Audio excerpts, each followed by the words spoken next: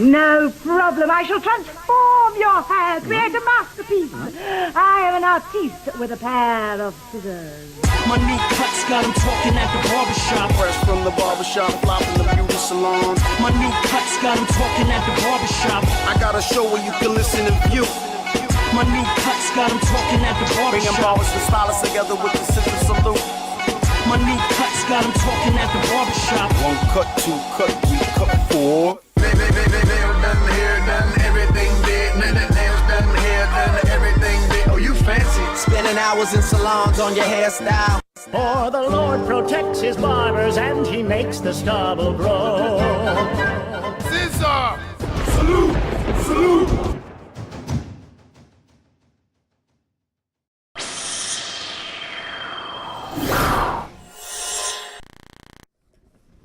Woohoo! Welcome, ladies and gentlemen, to the ScissorSalute show.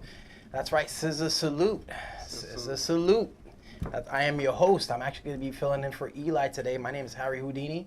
Right next to on my left, I have the lovely Lila LeBeau. She's actually going to be visiting from North Carolina. And to my right, I have the one and only Dante Financial. How you guys feeling today? Great, man. Yeah, feeling great, amazing. Oh man, I'm glad to be here. It's Monday. Yes, Monday, and it's actually I'm happy it didn't rain today, so that was like the most important thing for me, because she's here visiting, and I was like, you know what, if it rains all day, it's just gonna be tough to get around and travel. But thank God it was a beautiful day, and here we are today on the ScissorSalute show. So I want to first go into what we're going to be doing today. We have some people that are going to be showcasing from Cold Cuts Barbershop located in Queens, New York. We have Reds. He's on Instagram as Reds_Supreme. Our in-studio guests are going to be the owner of Barber Bar located in Brooklyn, New York. We have Dolar, Always Pro Barbers. We have the owner of Trim's Barbershop located in Freeport, New York.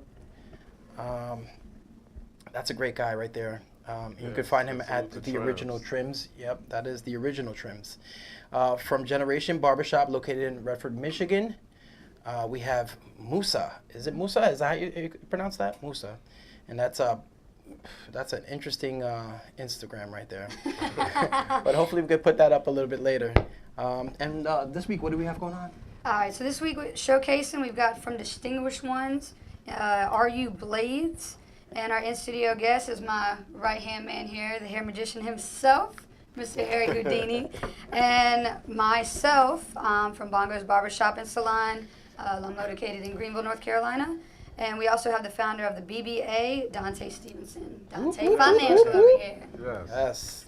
So that's a great thing. It's nice to be next to you today and actually be doing this with you. How's things going with the BBA? Oh, everything is coming along. I guess you want to say it's crunch time. So being that it's crunch time, all the fun stuff is going on, like the last minute touch-ups, but everything is going good. Every day I get inspired to really take it to the next level. Every day, I guess because it's crunch time, and I love crunch time moments, because crunch time moments I feel it builds your character. It shows that if you're a person that can handle the pressure and that can handle clutch moments, then it shows that you're not only do you have great character, but shows you could be a leader. And I just feel like with my capability, I can be a leader, and I really want to lead this new industry into the right direction. Beautiful. That's why there's the BBA, the Barber Beauty Association, is to lead to the ones that want to take their craft to the next level. Right. So for those of you out there that don't know exactly what BBA represents, it's what is it? Barber Beauty Association. And that is what? For what? It's pretty much anybody that's in the beauty industry that's an independent contractor. This is a way of having union benefits without being part of a union, but still keeping your independence without having to commit to a union, because a lot of people don't know that once you go to a union, you don't have no rights anymore. The union will fight for you. Right. No, absolutely. I mean, unions is a big. A lot of people talking about unions these days. So and I know it's a little different for you because you work for a chain, right? Right. Okay. So what's the deal? What's the deal going on with that? Do you get benefits? How's that work? Well, my previous barbershop definitely had benefits. It kind of just, my boss was basically, he really looked out. I'll give him that. I'm working at a solar salon now that's looking to expand. So it's more so they'll take care of us as far as product is concerned, which is very, very rare for a commission-based salon.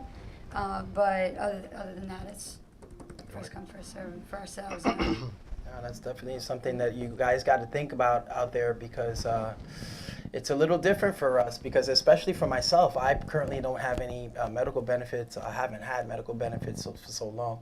I'm lucky to have doctors as clients that help me out, you know, but it's something that I really have to seriously sit down and think about, because, you know, before you know it, I mean, it's time for retirement. You have nothing left. Don't worry. Become a member of the BBA. We're gonna take care of you. No, that's what's up. Nah, I'm for real, because what a lot of people don't know, and part of me being here today is to let everybody know what comes with being a member of the BBA. You know, people hear retirement, life insurance, disability, but there's more to it, and there's more that is a lot of stuff that everyone don't know. The people that's part of BBA, they know, but I want everybody to know. You can say the world know today what comes with being a member, and reason why. Not today, but in the next few weeks, we will let everybody know the prices of the package for the BBA. And so I'm gonna let everybody know now, this is not for everybody. As much as we want to change the industry and we want to change the mindsets, but the reality of it, that not everybody wants security. Not everybody is for that right now. And I completely understand, because it takes time for people to grow and to understand what comes with having benefits. It's great to have cash, but you still need benefits. You still need security. So this is why this is, as an eye opener for the industry, to let everybody know that you do have these options. I know the first year, which this year October is gonna be the first year we're gonna do enrollments. I'm not looking to have a huge number, because I've already seen the last 3 years of me being a financial professional in this industry. It's hard to have individuals that's used to one way of thinking, which is spending. So within the last 3 years, I came up with different methods of trying to get them to understand the importance of putting away for tomorrow. At the beginning, it was a challenge, but now things are picking up. Reason is because I'm able to, I guess you want to say, adapt to the culture, because I feel, and a lot of people do feel, that I'm part of the industry too. So I'm able to. So I know how barbers' mentality are. I know how hairstylists' mentality are. I know that the aches and pains. I know the worries, because I'm in the shops, I'm in the schools, I'm at the shows. So I'm interact even when I'm not at these events, or even when I'm not at ScissorSalute show, interacting with barbers, hairstylists, makeup artists. I still talk to them on a day-to-day basis, and I know the concerns. I know what's going on. I know what they worry about. So that's another reason why I made Barber Beauty Association. I won't even say I made it. I say I created the blueprint and also platform, because it's not just me. All I did was just brought an idea to individuals that have the same passion and that have the same mindset like myself. And that's why a lot of the board members and people that's in Barber Beauty, that's going to be dealing with Barber Beauty Association, are not barbers and hairstylists. Because I felt that this is no disrespect to anybody in the industry, but I don't feel that you can have barbers and hairstylists running an association like this. Only because we need individuals that specialize in their field. Like myself, I'm a financial professional, so I specialize in retirement, life insurance, hairstyles, life insurance, retirement, disability. That's my neck of the woods. I have Truthful Taxes. A good friend of mine. He specializes in taxes. I have my guy Last, who do real estate. Not only is he an agent, but he's also a loan officer. Okay. So this is different elements that we bring to the industry that that I feel that will play key elements. And the reason why I say like I said, I vision know it is, but it was an until I partnered up with ScissorSalute. When I partnered up with ScissorSalute, I kid you not, it might 10 years from now, 15 years from now, 20 years from now, I'm on the record anyway, but it's the truth.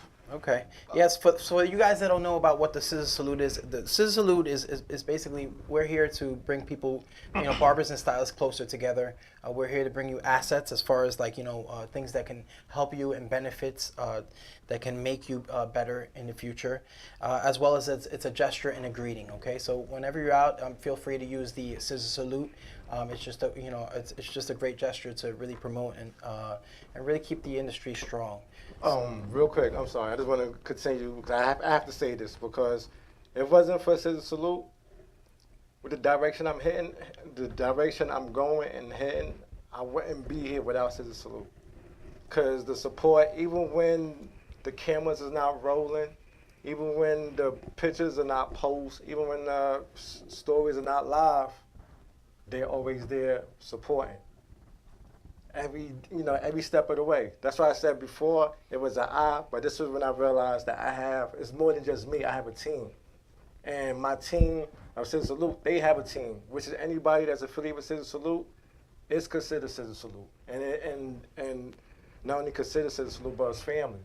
So that's why it's not just me anymore. It's my team. It's my team and myself, which is my family, which is ScissorSalute. Yep, and yeah, it's true. It's a true thing, and I've learned that also that in order to really be successful, you have to have a team. Yeah. I think that you could only grow so much by yourself. I think having a team will only propel you to really, go even farther. And that's one of the reasons why I had this young lady right here come up, and kind of shadow me. Today was a great day. She came and shadowed me at the salon. What was your experience, and how did you like it? No, I loved it. It was a nice salon, and the clients were hilarious. I loved it. Yeah, I had a blast. So. No, that's good. I mean, it's really funny. I'll give you a little bit of the insight of how our relationship came about. She was someone who I met. I was actually educating at a show down in North Carolina, and at the end of the show, she came up and asked me some questions. We exchanged Instagrams, and I would say about a year later, right? Yeah, I pestered you for about a year. Yeah, she was asking me to mentor her, asking me questions and stuff like that, and finally I gave in. I was like, you know what, next place I go to, I'll explain to you how I do what I do and why I get the results I do. So, I'm definitely happy to have you here. That's very nice of you to come all the way from North Carolina to come shadow me. And I'm thankful to be able to have shown you some of my techniques and tricks today. And it's really important. I think that you mentioned something about the industry. Dante was mentioning the industry. It's really different because we have people that are independent contractors, but you have also people that work for a corporation. For example, right. Like Sports Clips. What's the other one? There's another one, Lemon Tree. You have Great Clips. Great Clips. Yeah. You have different affiliations, so it's a little different.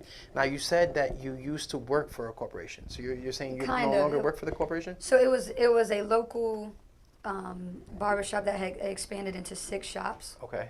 And so I mean, it's not technically a corporation. It was just 6 shops. It expanded rapidly to where at some point everyone in the triangle thought it was a corporation. Gotcha. Now, I think I asked you this before. What were they offering benefits for that? Yeah, they actually I gotta give them props. The owner had put together a package basically with this company that would lowered the rates. Okay. For the insurance and things of that nature. So it was pretty crazy. He spent a lot of time behind the scenes with actually a financial advisor and as well as a guy who is an insurance agent, and they kind of customized the deal. I honestly, he was the first one I heard that had done something like that. He did a pretty good job. So. Very, very nice. Oh, that's you want to do the right thing, but it's interesting to see how people operate from down south as opposed to up here. Right. And I think that a lot of people tend to, I want to say there's more commission-based salons and barbershops here. I don't know about barbershops, but I know commission salons more here. No, it's a lot of barbershops. I'll say there's a lot of Yeah, there are barbershops. also? Yeah. So, I mean, it's different. Like, I think, would you say that there's more people that are independent down south? Oh, well, pretty much, yeah. It's kind of weird. Everybody kind of just likes to stay in their bubble. Like they have, you either have the commission or the booth rent, and they kind of just like walk in, come in, leave. It's pretty odd, actually. Interesting. So yeah, no, It's interesting for that sure. always interests me. I think on the East Coast we tend to be more commission based. When I say commission based, it's basically you do a haircut, a percentage. The business keeps a percentage, and then you walk away with a percentage. So currently, right now, I am a renter as well. So it's a little different for me. I am more independent than anything, you know. So definitely look for Dante Stevenson. He's at Dante_Financial. Let me ask you, have you ever been commissioned? I've never been commissioned, no. Never. Sorry. Oh no. So I was gonna ask you, what would you prefer the difference? But You know, I think you know, I got lucky enough to be dropped into when I came here to Long Island, I was put into a position where it was automatic rental, and I had to either, you know, survive or die. And so I did what it took to make myself survive. And at one point I thought about, you know what, I'm not gonna make my rent this month. I don't know what I'm gonna do. Let me just, you know, I thought about quitting, and I was like, you know what, let me give it a shot. Spoke to the owner. I said, look, you know, I don't have my rent money this week. Can you extend me an extra week? And he had no problem doing it. Came up with the money the second week, and here I am today. So you know what I mean. I still have portion of that clientele from that time. I still have them currently now. So I'm lucky enough to have them. So we got some cool things to showcase today. We have a guy from New Jersey. His name is Rue Blades. Real talented guy, man. What's up? How you doing? All right? I see you smiling over there. He's definitely a talented barber. I'm not sure what part of New Jersey. I don't have an exact part of Jersey, but was it New Brunswick? He's New Brunswick, New Jersey. Yeah, that's not too far from us. I would say maybe what, an hour and 10 minutes? Where you guys at? We're in Massapequa. Oh, here? Yeah. Yeah, about an hour and actually 30. Hour and 30? Okay. Yeah. So that's cool, man. Yeah, that's definitely, you know, I was thinking about the fact that New Jersey, people from New Jersey, I feel like are really close to people from New York. I don't know. I get that vibe from them. Do you see a difference between New Yorkers and New Jersey and people from New Jersey? Nah. Not really. Not really, right? 'Cause, you know why? Because I go, I got a lot of family down in North Carolina. So when I go down there, they always be like, you from New York? I'm like, no, I'm from New Jersey. Well, It's always the same represent thing. North Carolina, represent. She's too funny. Yeah, no, that's what, you know. Yeah, that's what it is. I guess that East Coast vibe. But you'd be surprised. You go to Connecticut and it's a little different. You go to Yeah. Pennsylvania, a little different. It's even different. I had one of the clients today asked me about South Carolina. You know, if there's a difference between South Carolina and North Carolina. I was like, man, it's so different, so different. The way people talk, the way they operate, is so crazy. really, I thought it was the same. Yeah. In certain parts, it'll feel like that, but like as far as like the major cities are concerned, completely different. No, that's Like even just the way like people treat like their friends and their clients, everything. I don't even know how to explain it. Yeah, I think that's kind of similar to, you know what I mean, down south they all kind of sound the same to me over there, you know what I mean? I don't know. no. I just don't know the difference because I'm not there. So it's like, you know, you hear that down south accent, you're like, oh, they must be from, you know. No, there's a major difference between Louisiana and North Carolina. Major difference. That is too funny. Well, you know, I never experienced Louisiana, so maybe I need to head on down there one day. Or maybe I don't. I don't know if there's much going on over there, so. There's a lot of music. A lot of music. Right up There you your go. alley, That's too. what I hear. That's too funny. So, you know, so I think that I wanted to actually what.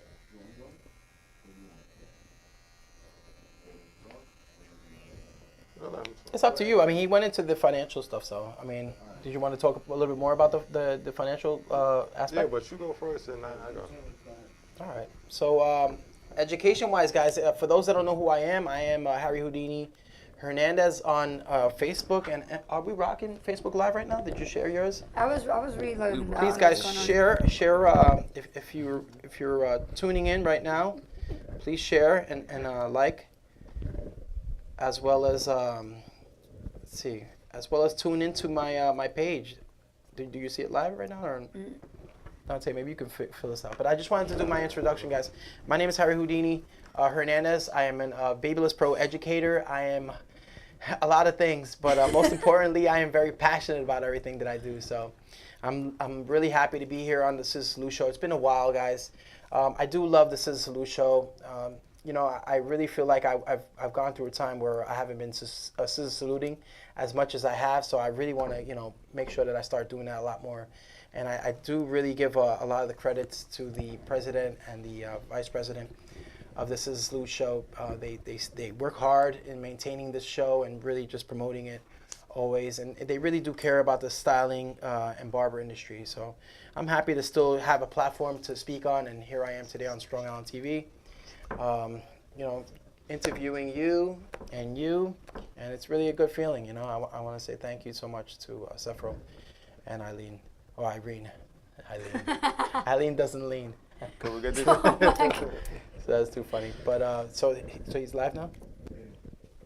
Hey, what happened to the magic trick? No. That's too funny. You know you had me digging for one in my car, and I think I left it. Hey. I went running back to my car. That was funny. Yeah. Let's see what we can find though. All right, so Rude, let us know what you're doing exactly right now. So she just wanted it a little tapered in the back. She still wants to keep the little bouncy baby curls over here. So we ain't really taking nothing off the top. And then she says it's a little pointy on the edges, so I'm gonna take a little off the sides. And that's pretty much it, you know? Simple, to the point. Right, it's looking awfully crispy out there. Thank you. Yeah.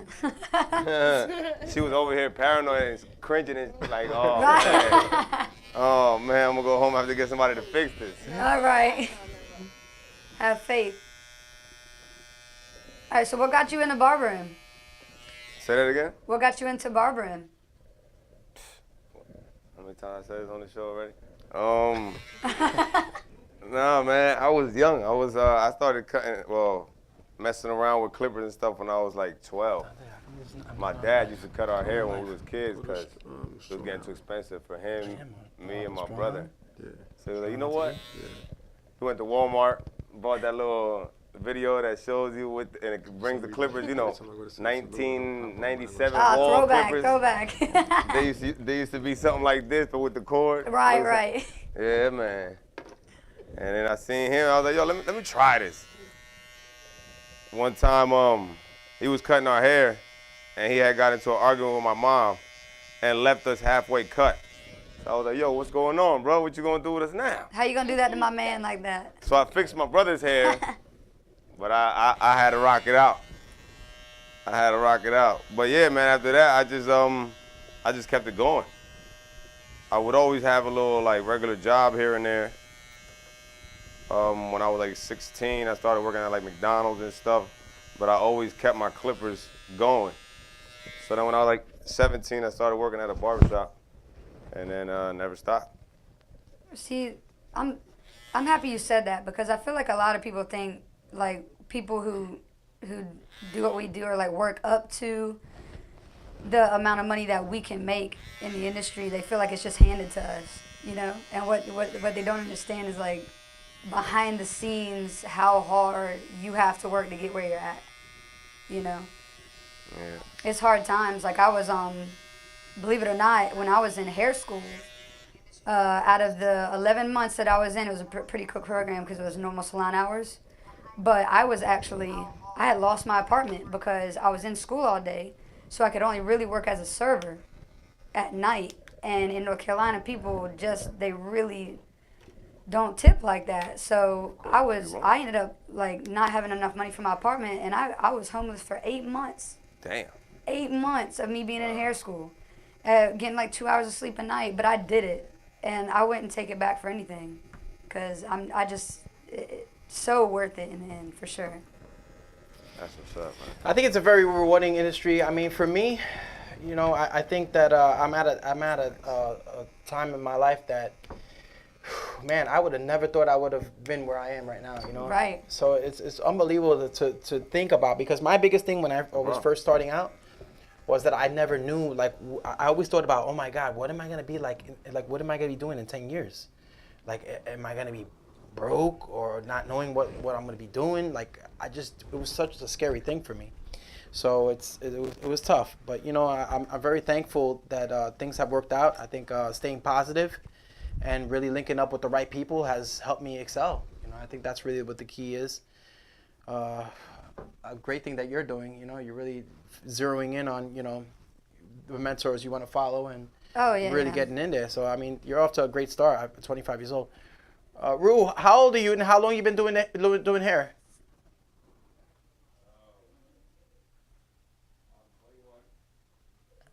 He said 21.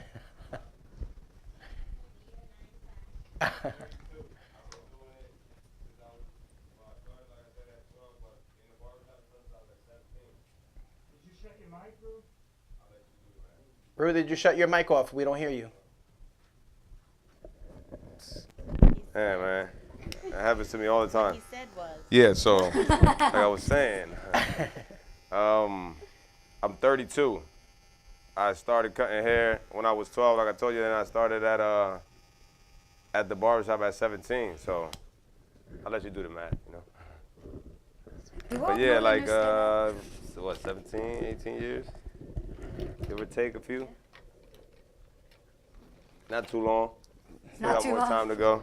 Hey, listen, yeah, you know what? One great thing about this industry is that you can be, you know, you can be doing it for 30, 40 years and still do it. I mean, I've met, you know, barbers who have been barbering 50 years. I mean, and literally 80 years old, they're still cutting hair with no problem. Mm-hmm. So the great thing I think about this industry also is that, you know, especially with barbering, I would say a little bit. But then again, as long as you take care of yourself, you know, ain't no think you're gonna be out here all fat and ugly, think you're gonna be standing up 12 hours a day and you're not gonna be hurting, you know what I'm saying? Well, no, but you know what I mean, though. You know what I mean. Heavy set, yeah. You gotta watch your weight, guys. It's very important. If you want longevity, you be careful how. Health is wealth. Right. So what he's trying to say is that. Is that you have to take good care of yourself if you want longevity. That's very important. That's true. Cause I'm gonna tell you something. I'm pretty sure them barbers that are 80 years old cutting wasn't, you know what I'm saying, they were taking care of themselves for them 80 years. Nah, that is true. Your back, that little joint thing that be coming out here from the whole. Yep, carpal tunnel. You got to be careful with that. Absolutely. Some of it's genetic too. Some of it's genetic, but yeah, for the most part, that is something you got to look after. You know, exercising is key. Do you exercise, Ru? Check. Ooh, it works. Yeah, I'll be lifting the sandwiches. 1, 2. Lifting sandwiches. I do want to mention, because you guys are talking about the focus on health. Next week's show, we're going to have Nomad Trainer on, Mike Pastor. Oh my God, really? And he's going to go, the whole show is pretty much going to be things that barbers and hairstylists can do to keep their bodies in shape for long days that you guys put in. Yeah, That's what I'm talking about. He's going to be here next week in the studio. Very important. Yep. No, that's good. Mike Pastor, he is a phenomenal. I mean, the guy is 40 years old plus, but he looks like he's 20 years old. I mean, the guy's in phenomenal condition. If you could see the stuff that this guy does, unbelievable. He's just a workout. Back, though, I want to say workout fanatic. You know, he's fanatical about his workout routines. I mean, you could put this guy. I mean, you could literally put this guy in a room with no weights, and he'll figure out a way to exercise. You know, he's just that type of guy. I'm telling you, he's incredible. Nomad_Mike Pastor. Yep, Nomad_Mike Pastor. I follow him all the time. He's just an inspiration. Originally, he was, I believe, he was living in Puerto Rico. After the hurricane. I know he moved. I don't know exactly where he's located now. I feel like he's been moving around a lot. Definitely also, I think Brazilian Jiu-Jitsu, an instructor for Brazilian Jiu-Jitsu as well. What? So the guy's a great guy. I mean, I'll definitely tune in next week to just to listen to what he has to say. Now, all right, guys. So we spoke to Ru a little bit.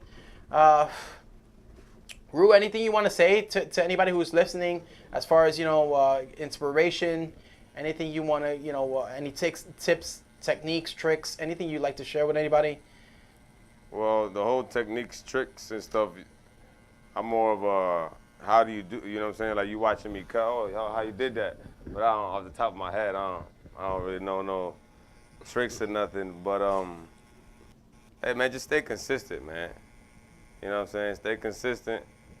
And as hard as it may be, because, man, listen, I'm going to tell you something. I'll be wanting to kill some of my customers sometimes. But, man, customers always right. You know, you gotta. This is all about the customer. You gotta make them feel good, or your chair gonna be very empty. No, that's the bottom line. I mean, I think a lot of times it's, a lot of barbers want to do what they want and forget it's really about the client, what they want. They're the ones that are paying. If they want something specific, you got to let them know, hey, listen, I personally don't agree with it, but if that's what you want, by all means, you're the one that's paying. So I get that. As well as I do know the type of barber you are. I used to work side by side with a barber that was very, very talented, did phenomenal work, but it was a little hard for him to give tips and tricks. And I think that's another technique in itself to understand how to kind of educate what you're doing. It's a little hard. I think even for me, when people used to ask me questions, I'm like, what are you doing? Oh shoot, I think it's just a little tricky. Rue, do you have a is it hard for you to explain, or what? What you do? No. Step by step. You just gotta ask me the question. It's hard for me it's not hard for me to do nothing, really. Just look, like right here. All right, I'm hooking her sideburns, because to me I feel as though instead of doing the whole long sideburn on a female, the whole little more style to it, give it a little more elegance, make it look a little more feminine. I got that. Is it possible you could change your body position so we could see what you're doing on the side? Yeah. You're asking for too much. Harry the Houdini. There you go. Nice. Thank you. Whoever's working that camera. Very nice. So it looks like you're doing would that be considered a low taper, or? Yeah. Low taper there. Did a little taper on her. Like I said, she wanted to keep most of the hair. Just clean up more of the sides. Make it look neater. Very nice. You know what I'm saying? Give it a little swag. You know what I mean? Yeah, I kind of like that. Yeah, it looks very, very good. Now tell us about the tools you're using. Man, you know what's funny? As I set my station up, I told myself, why did I bring so many clippers? I ain't even doing that. But I got my favorites, the Andis Supras ZRs. Good for the bulk, good for waves. Good if you know how to fade with them, they're good for fading. A little hard because you got to do the whole. Because what I'm saying is like this. The adjustment metal. Look, this clipper has the up and down lever. You know what I'm saying? Where you could get a little better fade out of it. This one is a straight one number. Right. So you know what so I'm you saying? get no adjustment with on this it. one, you got to go clipper over comb. Right. You can't just think you're going unless you got a nice freaking steady hand. Okay. But I seen there's this one barber, bro. Oh, I said it last time that we was here with your my big guy, a brolic barber. But he's shape cuts.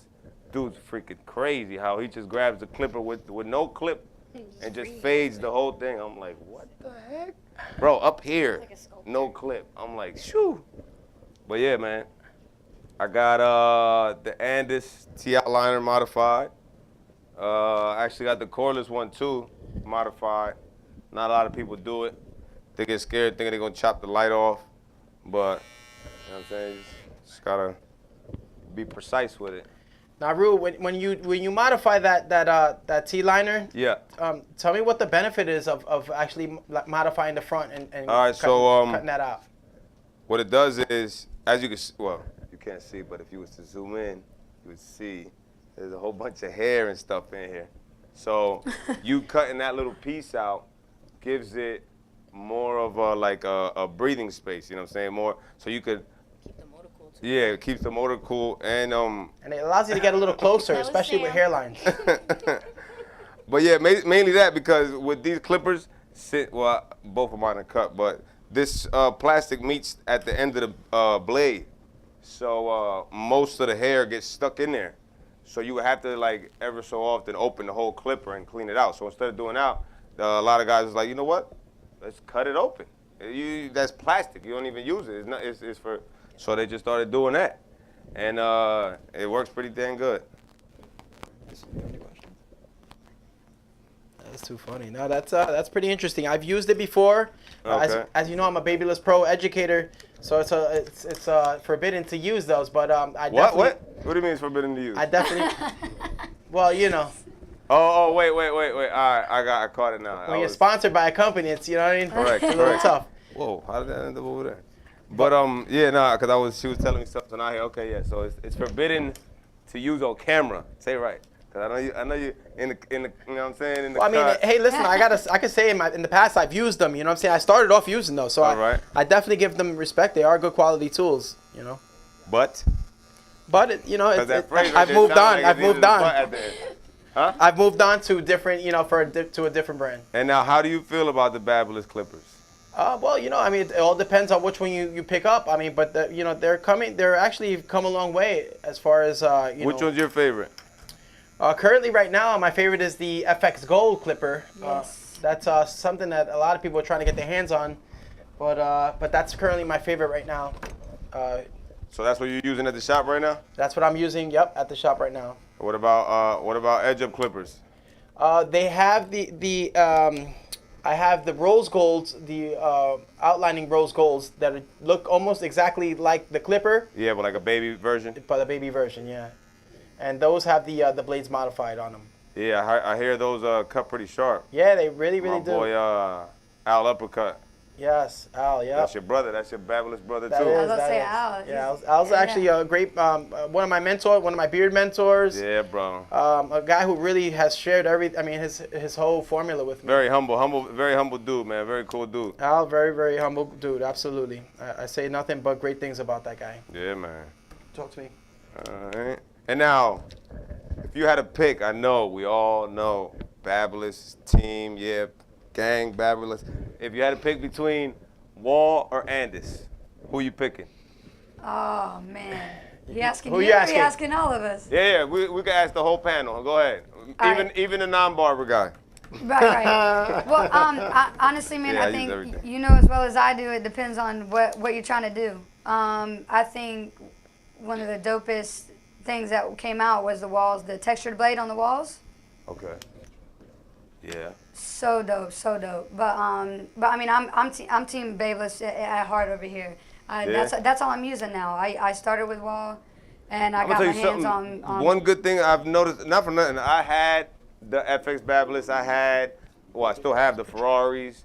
I haven't had no edge up ones from them, but the clippers, it actually feels pretty easy to cut. Like in a sense, I don't know.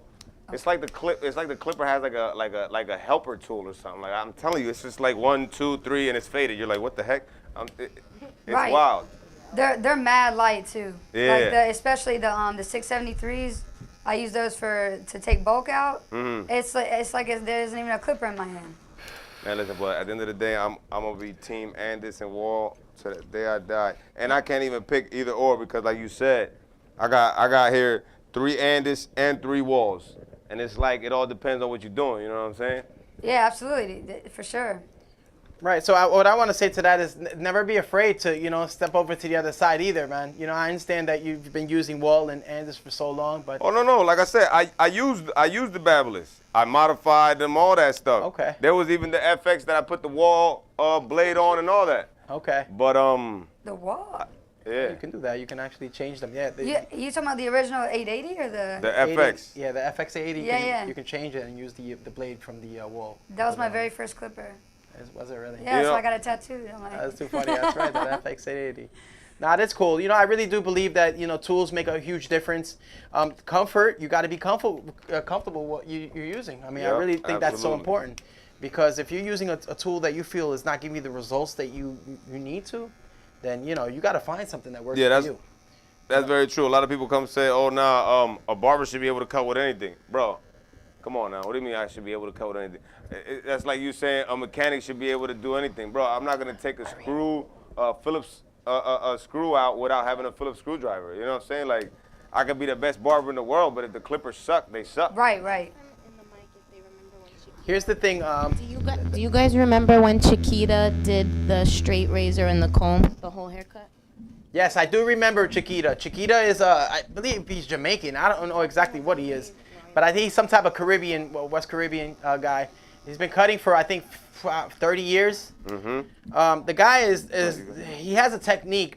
I mean, I find it to be an old school technique, and I'm sorry, please, Chiquita, don't get angry at me if you're listening.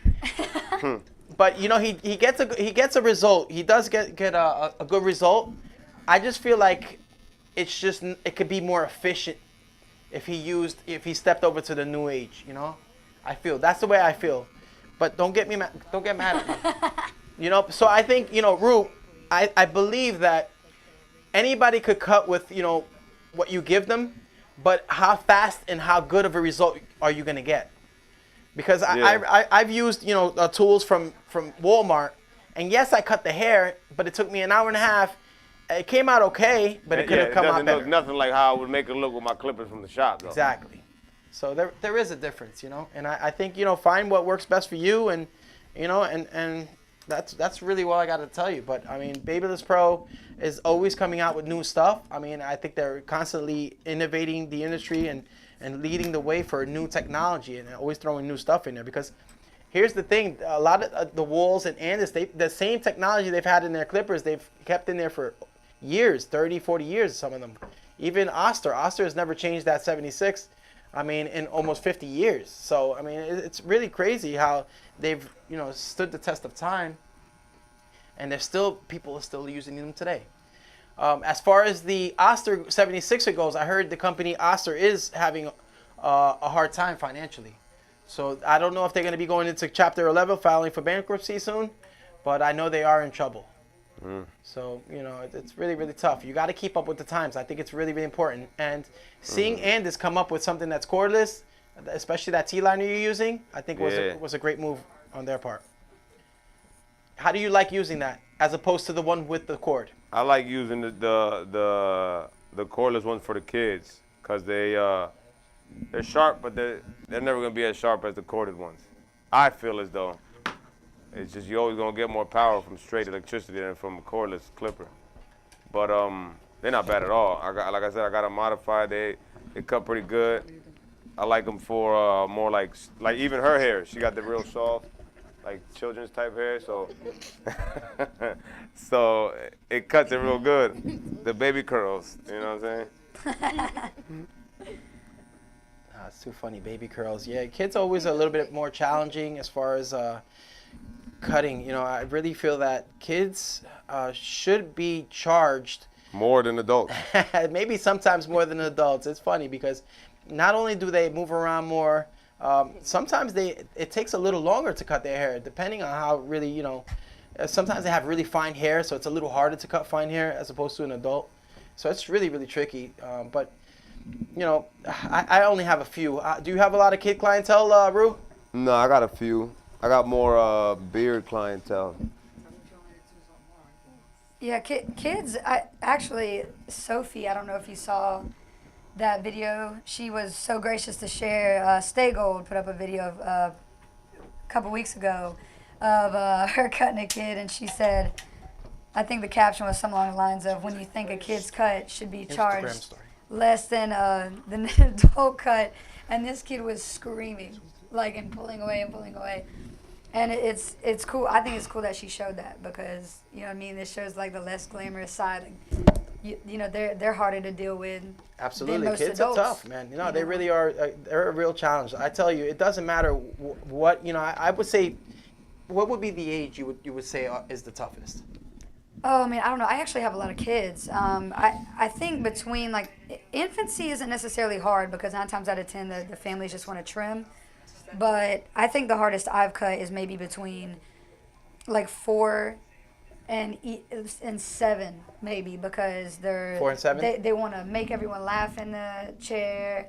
Not 2 years old. They're always ticklish when the clippers touch them. Like they're just wiggle worms, and and it's either they're laughing too much and moving around, or they're hella pissed. I think the most challenging time or age is when you take them for that first haircut. It can be 2 years old, 3 years old, sometimes even 4 years old, but it's really, really tough. No, the worst. You want me to tell you what's the worst? What's the worst? What's the worst part about cutting a kid? When the kid's acting up, and the parents over there on their damn phone doing nothing. Oh my gosh. Yeah, thank and goodness. you just sitting here like, ah, but your parents are right there, and you're like, please come help me. Yeah, no, absolutely. I mean, if somebody were to do that to me, I definitely say, hey, listen, I need a hand here, or right. otherwise. No, hay que yo me aprovecho.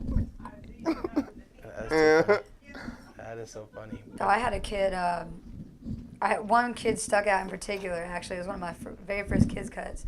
This kid kept trying to bite me. What? He kept trying to bite me. I would have bit him back. Well, see, come look, on, stop that. Come on now, right? No, I handled it very well at first. I was being real patient with him. I was like, you stop, like, trying to be funny. And next thing I know, this kid looks up at me, and he's like, bet.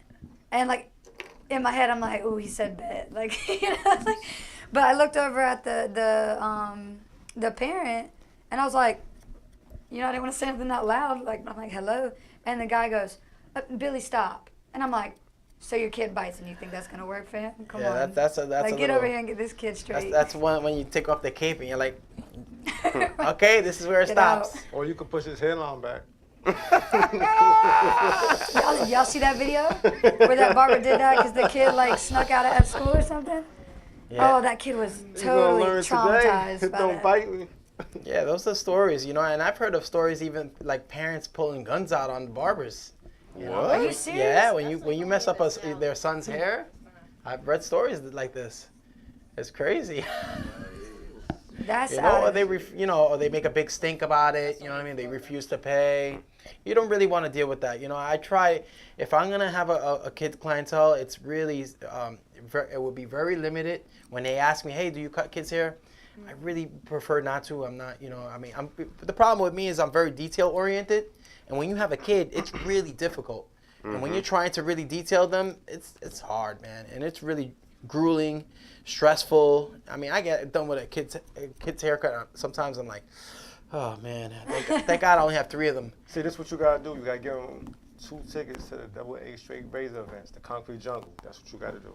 Oh wow, yes. You give them tickets. A nice little gift. Calm yes. down, like here. Yes, listen, let's talk about that. Absolutely, tickets. That's something that's coming up. Several, do we have information? Yes. Speaking of that, that's September 21st. 23rd. 23rd. Sunday. The event. I'm sorry. Yes. Where's the location at? Is that in Brooklyn or Manhattan? It is Brooklyn. That's going to be a cool event. I can't wait to make it to that, guys. If you want to make it to a really great event, I heard last year it was amazing. I spoke with the the people in charge of this event. They said it's going to be even better. They're bringing in a huge breakdancing squad that's going to come in this year. Yeah. It's going to be really, really nice. I'm in there. It's the way they incorporate hair and music and dance. I think that this is going to be great. So it was. Yeah, and this is what I heard.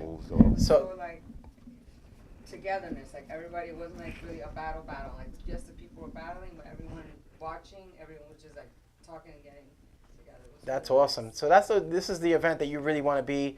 My boy is going to be hosting this event. We're going to have a lot of people. Jay Valentine will be there. Lady J Cuts, she's going to be there. There's just going to be so many people from the industry that will be there.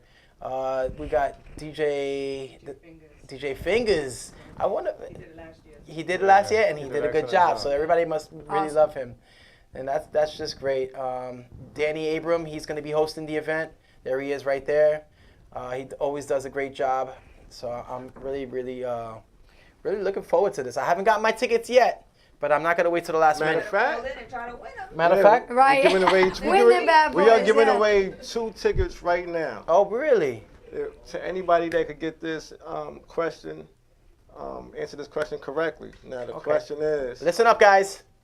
get to your phone. First one. The first one that calls up. What do we have? They have to call up, obviously, right? 516-945-9099.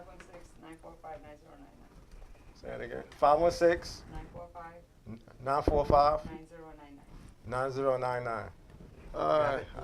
Correct, right? I have to make sure this is live. So, all right. The question is,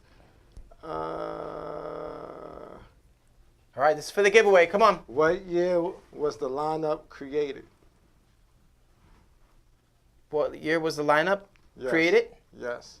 You're talking about the Barber lineup? Yes. Okay. What year was the lineup created? First person to Can I take a call, guess? or could they text it in, or through Facebook, or whoever answered through Facebook wins 2 tickets to the Concrete Jungle event presented by Double A Straight Razors and the lineup, which is going down September 23rd, 2018. What's the name of the event again? The location. I'm sorry, people. The location. Mona Lisa Studio. Sorry lineup. Sorry. That's all right. We got to get. We have to give all that information out again. But this is for a giveaway, right? Yes. So that means we have to give them the number again. What's the number? 516. 516. 495. No, I'm sorry. Woo! Hold on. Give it to me one time. 945-9099. 516-945-9099. And see, that's what happens when doing too much go wrong. That's all. Yeah, it's all good. This is all live, guys. This is all live, which is great. Right now, for those of you just tuning in, we have Rue Blades. That he is Rue RU dot Blades BLADEZ. He is live on stage right now, doing an amazing haircut. Just a talented guy. Really, he's got some great tools he's using, great technique. He's been doing it for a long time. I mean, Rue, do you see yourself ever retiring soon? No, not soon. But yeah, eventually one day. Okay, one day. Mm-hmm. Okay. But no time soon. Like I said, I'm 32. Probably like 60s maybe. Okay, so in your 60s. That's about retirement age. You know? Okay. We got a question up there? Yeah, What's we up? we actually Sandy actually posed a really good question that I really want to answer. She going back to the comments about cutting kids. She brought up kids. Kids could have special needs. Parents, you have to understand something. I actually have experience with kids with special needs, so I am always more than happy to take kids with special needs. But there are a lot of barbers out there that guys, not everyone knows how to, treat that situation because every kid is different. And parents, we don't want you to get offended if we can't seem to calm down the situation. That is a very tough subject. I know it is. Trust me, like with me, growing up with kids with special needs, every kid is different. So yet again, what we were saying earlier, the parent, you kind of have to be just as patient as we are and step in on that. Barbers that make you a little nervous, you feel like you can't seem to get the time to get that in because you never know what's going to happen, book it out for an hour. But it's all, at the end of the day, the clients that you want to take in. And, parents, please do not be offended by that. Some of us just do not know, how to handle that situation. Right. And I don't think there's anything wrong with that. So. No, I think that's it is a tricky dynamic, because you don't want to offend, the parent. You don't want the kid to feel bad, but it is very, very tricky. Yeah, it is very tricky. So I mean, if know yourself, know who you are, what type of person you are. I've seen situations where a barber will literally get on the floor and cut a kid's head because he can't function in the chair. Right. So I mean, those are special type of people that can do that. So I mean, it's definitely parents. Please understand, yeah. You know what too? That's why we need special classes for barbers to take. Because we have so many classes out there that teach you how to cut hair, teach you how to color hair. But there's no classes out there that's going to show you how to deal with a situation like that on a day-to-day basis. Because when do you know you're going to have a kid with special needs? You don't. And last time I checked, there are no classes out there that's given to barbers or hairstylists on how to react to a child with special needs. But this is why with the BBA, we will have them special classes that will show anybody in the profession how to deal with special need kids that may not know how to stay still. So soon, real soon, we're gonna announce the educators for that's gonna be teaching these classes. We already have them in the fold. That's gonna, everything's about timing. So we're gonna announce them real soon. So That's a great idea, man. because it's a need. Because you look at it, what BBA is doing is giving a need to the industry. Well, not giving a need, is helping a need, which is having to be finance, which is having to be retirement, insurance, financial education. That's something that the industry is lack of. Everybody know how to count. Everybody know how to count to 10. It's easy. Everybody can count money, but Everybody know how to count to 10, yeah. But nobody knows what to do after 10. After you finish counting to 10, what do you do? Mm-hmm. Pretty much like today, you might make $500 today. Most barbers and hairstylists, the money do not make it home. They beat the money home. Why is that? Because you got to look at pretty much since forever. It's always been you make your money and there's no such thing as savings for most barber and hairstylists. Most shops don't teach you, or it's not their responsibility, but it'd be nice for somebody to but a lot say, of it is education. They don't know how, right? So and that's the thing. You get cash, you got cash, you want to spend it real quick. I mean, I know an example of a guy who's a salesperson. He sells beauty products, and he says his parents have been, both his parents have been, they've owned a salon for 30 years. They're in retirement age, but they have nothing to show for it. Why? It's because, they didn't know how to invest. A lot of it goes into education. Definitely education is key, guys. I would say, yes, it's important to know your craft and how to do how to be a skilled barber, but there's more of a dynamic that goes into it. Think about the future. Think about stocks. Think about retirement. All this is very important. And we don't think about it when we're young until it's too late sometimes. And this is why, you guys should definitely check out Dante Stevenson and what he has, and follow him on Instagram at Dante_financial. Very nicely said. Well, a conversation that actually you and I had when I first met you was that people get it, like, we have a high, I don't like to use the term fail, but a high fail rate in this industry. People get out of school, they go in for a year, bolt into booth rent, and they're like, oh, it just wasn't for me. This could have been avoided by understanding that you're not going to know, there's no way to possibly know everything you need to know skill-wise within 11 months of schooling. It's just not, it's just not possible. You have to be hungry.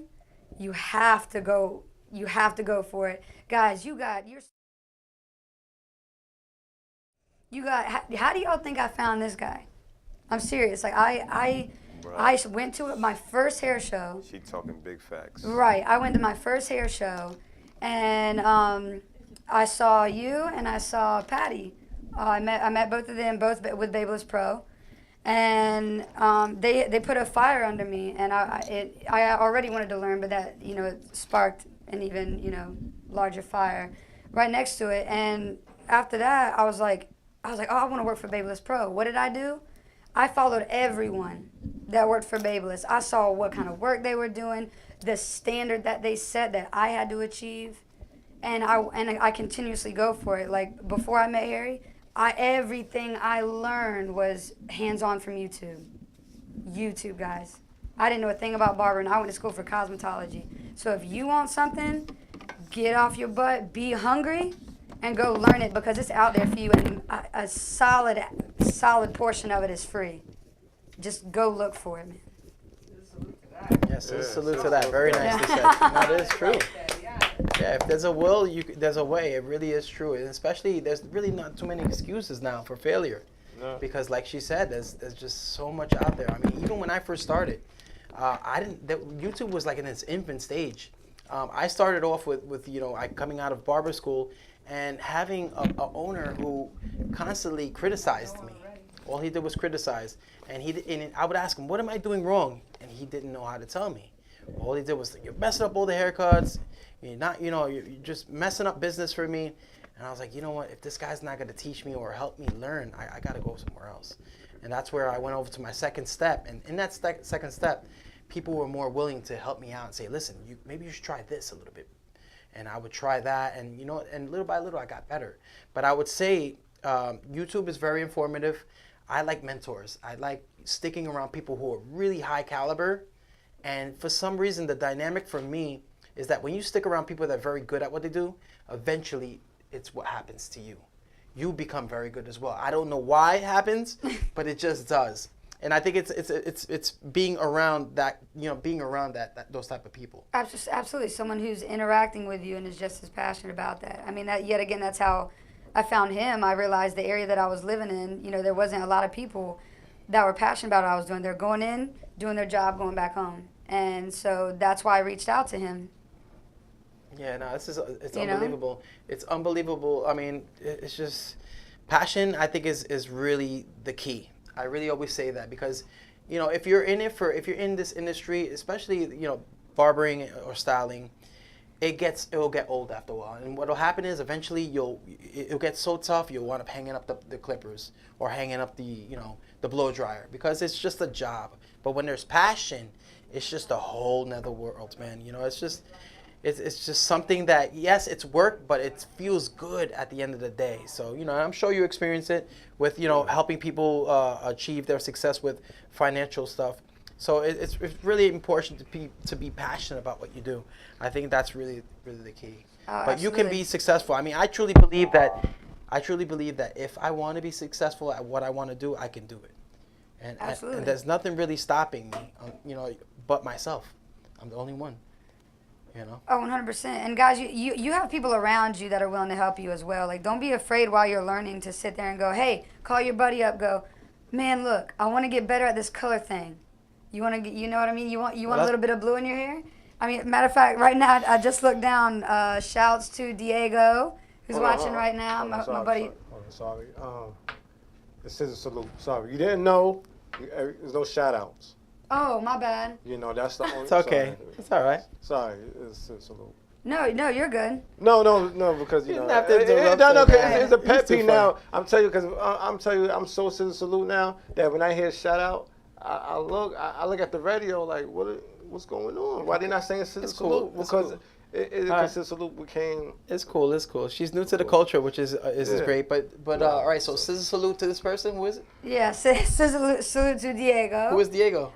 This is a very good friend of mine actually, who lives out in Charlotte, North Carolina. I called him up. I was like, man, look. I was like, I'm trying to get these crazy. I got a fire under me. I was watching a bunch of Hair God Zito, and I was like, well, I can do that. I know I can do that. And I wanted to get better at crazier colors, so I called Diego up. I said, hey man, you buy me dinner, I'll make your hair blue. That's so funny. Hey, listen. And he was about it. And he actually drove to me in Raleigh, North Carolina, to help me out. And so you guys, you've got friends that'll help you, especially when you go, hey man, you want some color in your hair for free? You want a free haircut? There's nothing wrong with doing that while you're learning, and the more you do that, the faster you'll learn, and the more money you'll make. So you in Raleigh? Pardon? You in Raleigh, North Carolina? I'm in Greenville, North Carolina now. How far is that from Raleigh? From Raleigh, it's about an hour and a half. Oh, September 30th, you should come to the MLB event. I'm giving a financial class there. Raleigh, North Carolina. MLB. No, remind me of that, seriously, because Raleigh's not that far at all. I take classes up there all the time. Yeah, so. September 30th, the North Carolina Trade Show. So I want to educate us. So I'm going to be there in Raleigh September 30th. Right on. Very nice, very nice. Yeah, no, I mean, I really want to touch upon what you were saying last. You have to have people that are willing to give, though. Going back to what you were saying, because if you're gonna have somebody that's like, hey, can I use you as a model to color your hair green or blue? And they're like, oh, well, you better not mess up my hair. That's a clear indication right there that you have to be like. It's probably best that you don't use them, because if they're going to be on that kind of mentality, they're going to create anxiety for you. And when you're doing that kind of work, you kind of want to be free spirited, and you know what? It's just hair, it'll grow back, or whatever the case is, you know. So be careful of the models that you choose too. You know, I think that's important. Yeah, no, that's true. Diego sounds like a really nice guy that he'll pretty much allow you to do anything, right? Well, yeah, actually, he just hit me up the other day. Already wants to like change it up, do Galaxy. So we'll see how that goes. We'll have So some you fun found with that. somebody, and you know what? Diego probably has other friends that are just like him. Oh, 100%. Whoop. Whoop. Sorry, guys. That is too funny. But so he does have other friends, you said? Oh yeah, plenty, man. Like I mean, and that's the thing. Like you do what, word of mouth is so powerful too. Oh man, people tell your friends. Like, if you got a good cut, be like, man, I'm so proud. You know what I mean? Like, cause we're proud to do that for you. We're proud to make you feel that good, man. Like, go in, let people know. Oh yeah, man. Like, they killed it. Go check them out. You know. Y'all build confidence. Y'all confidence builder. That's something that it's hard to do in this world, because it's hard to build somebody when they down. Because when you look at it, somebody may not look in their best. They get a haircut, they get their hair done, they could get their makeup done. In the blink of an eye or snap of a finger, they got their confidence back because y'all done created magic. You done had them from looking like a 0 to like a 10. That is hard to build confidence without really kind of saying a word. You build a confidence off of your craft, off of your hands. And this is why, another reason why I'm passionate about this industry. I just feel that y'all need that security. You can look at it. All your clients, most of your clients have security. Most of your clients have what you don't have, and that's that security and stability from a job or a career. Are most of them happy? No. But here is it that y'all do what you love, but you don't have the security. But you can have the security. It's just a lack of education. And this is why we're here. This is why we're here. They have a Barber Beauty Association. We're here to give you 2 disability plans, one for your hands and one for your bodies. The reason why you get one for your hands and one for your body, because what a lot of people don't know, just by having hand insurance doesn't mean that these companies, if you hurt your hand, are going to pay you.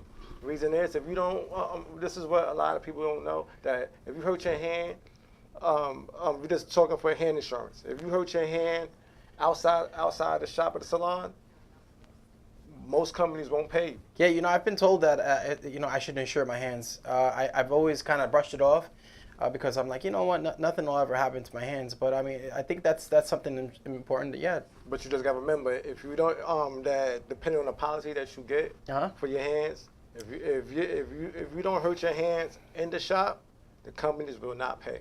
Okay, so it has to be work related. Pretty much, yes. Okay. And that's the little gray line, or that's the little sentence that people tend to forget. People just realize, oh, don't worry about it. You know, we could have 1,000 bar fights. If I break my hands, I still get a check. No, don't work like that. Right. Yeah. No.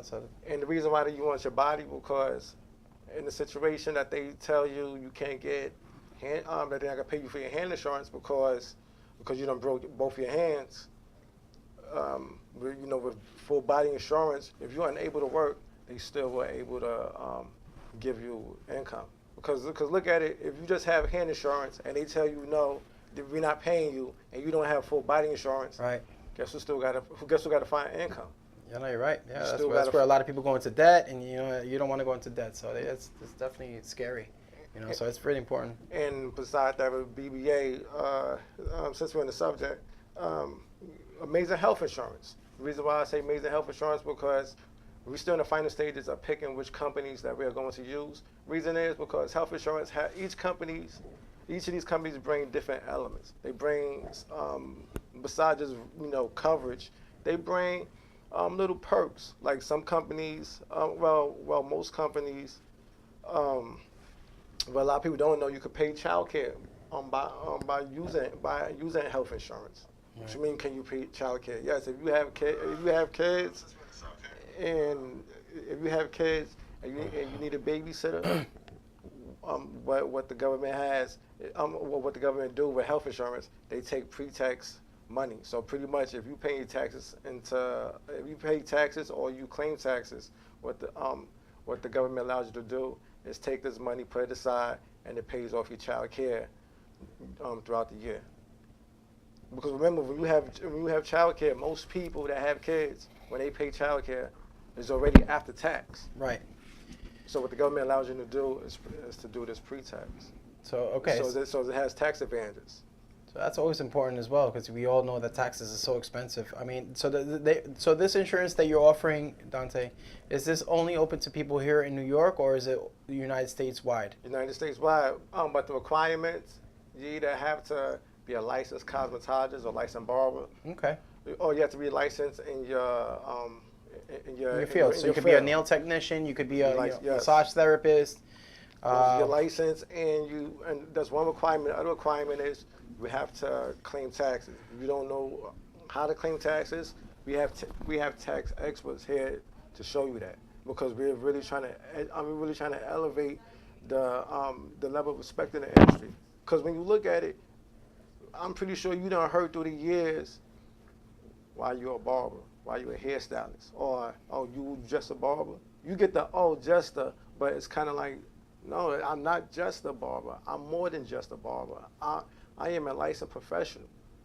Just like a lawyer is a licensed professional, just like a doctor is a licensed professional, just like I'm a licensed professional. You are a licensed professional. You should demand that respect that we demand. Right. In our respective fields. You should be able to, have your chin, you have your head up high and say, yes, I am a licensed cosmetologist. Is there a problem? I do the same thing that you do. Matter of fact, not only do the same thing I do, matter of fact, you want to talk about benefits? My benefits are better than what you have. Oh, really? And I'm telling you, I kid you not, what BBA is bringing, no other industry, no other profession are going to give you these type of benefits, are going to give you these type of perks. You want to know how I know? Because I did my research, and I coming from the corporate world. I don't work for the city, so I know what's good benefits, I know what's trash benefits, and I know what's amazing benefits, and I know what's out of this world benefits. And what's out of this world and is amazing is the benefits that Barber Beauty Association is going to bring. Because where can you get grade A benefits and it still allow you to be independent?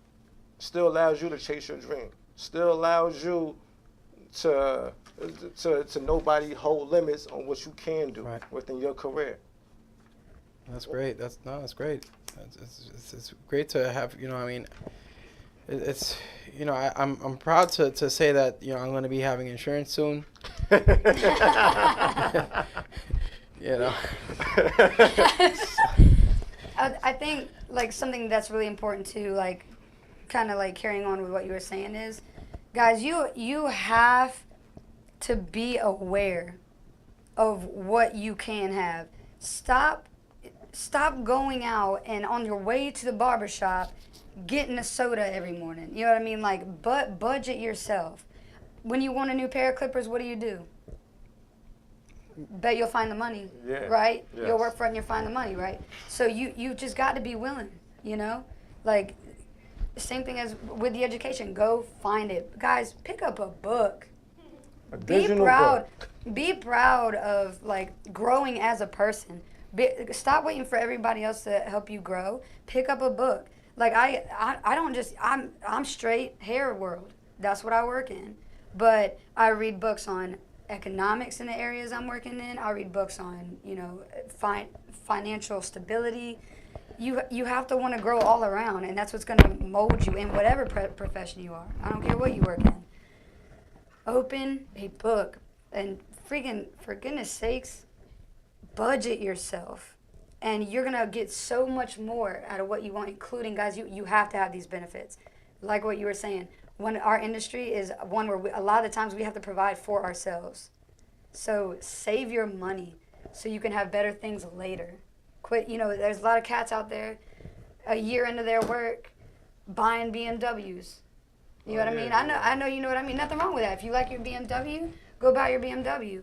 But don't come crawling to me about why I can pay for a trip to Barbados in the drop of a hat. Why? Because I have the money in my savings, because that's what I put it in there for.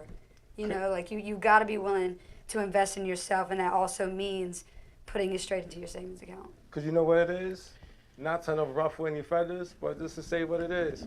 For the most part, this industry has been a facade for so many years. There have been so many just smoky mirrors that is always an image. It's always about an image than actually what it is and actually what, as barbers and hairstylists, what is it that you really do? Not only for your client, but also for the community. Because you forgot, without the community, you don't have clients. The community are the people. The give back. The give back doesn't necessarily means that you have to give money back.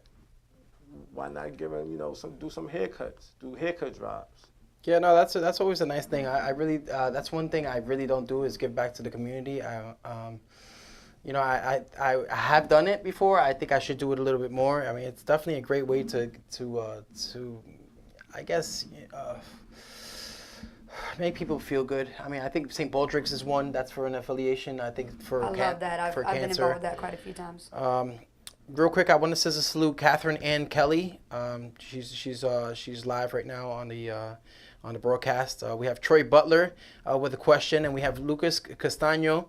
I want to say also salute to Mike Fades. Thank you for checking out the show. Dante, real quick, we have a question from Troy. What about that's one of my real good friends. Is it really? From Atlanta, yeah. He does stunt work. Okay, that's what's up, Troy. Thanks, man, for your question. Here it is right here. What about individuals outside of the beauty world?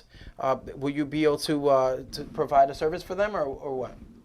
The beauty world, at this moment, outside the beauty world, no. But going to Troy, if you need that kind of service, you could reach out to me, and I offer that to him, whatever he needs, because pretty much what I'm offering for the benefit from the life insurance, right, health insurance, retirement, and disability. That's pretty much what I do day in, day out.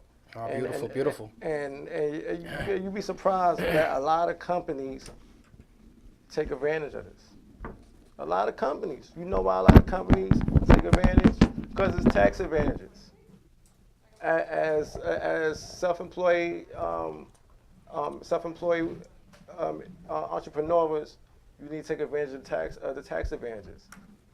By you not claiming taxes, by you trying to hide your money, it's not taking advantage of the tax advantage. If anything, you're only creating a hole. Yeah, well, that's what a lot of people always worry about, especially in the cash industry. I think this is changing, though. Our industry is changing because it used to be more cash, and now it's not so much cash.